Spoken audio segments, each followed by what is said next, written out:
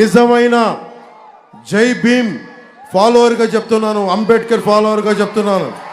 అన్ని కులాలు బాగుండాలి, అంతేగాని కుల రాజకీయాల కోసం మనకి కులాలను వేరు చేసే రాజకీయం కోసం జనసేన కానీ టీడీపీ కానీ బీజేపీ కానీ లేదు. మేమందరం ఉన్నది కూడా లా అండ్ ఆర్డర్ బాగుండాలి. అమలాపురం యువతకి యువకులకి ఉపాధి అవకాశాలు రావాలి. మన అమలాపురం మన కోనసీమలో క్రాప్ హాలిడే అన్నది గత చరిత్ర అవ్వాలి. ఇలాంటి దృష్టితో మేము వచ్చాం. ఆ క్లాక్ టవర్ సాక్షిగా చెప్తా ఉన్నాం, రాబోతుంది మన జనసేన టీడీపీ మన భారతీయ జనతా పార్టీ ప్రభుత్వం, కూటమి ప్రభుత్వం వస్తుంది. మన నాయకులను అడిగాను,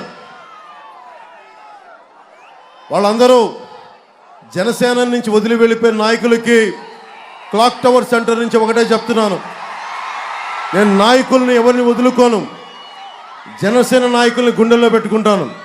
కానీ నన్ను కాదనుకుని వెళ్ళిపోతే నేనేం చేయలేను. వెళ్ళిపోతున్న ప్రతి నాయకులకి అమలాపురం క్లాక్ టవర్ సెంటర్ సాక్షిగా చెప్తున్నా, నాయకులు వస్తారు, వెళ్ళిపోతారు. జనసేన జన సైనికులు, వీర మహిళలు, జనసేన మద్దతుదారులు రాష్ట్ర క్షేమం కోసం, ప్రజాక్షేమం కోసం నిలబడేవాళ్ళు. పోయినసారి కూడా వైసీపీ ప్రభుత్వం మన సినిమాలను ఆపేసి ఒకటే చెప్పాను, మనల్ని ఎవడు ఆపేది అని చెప్పి.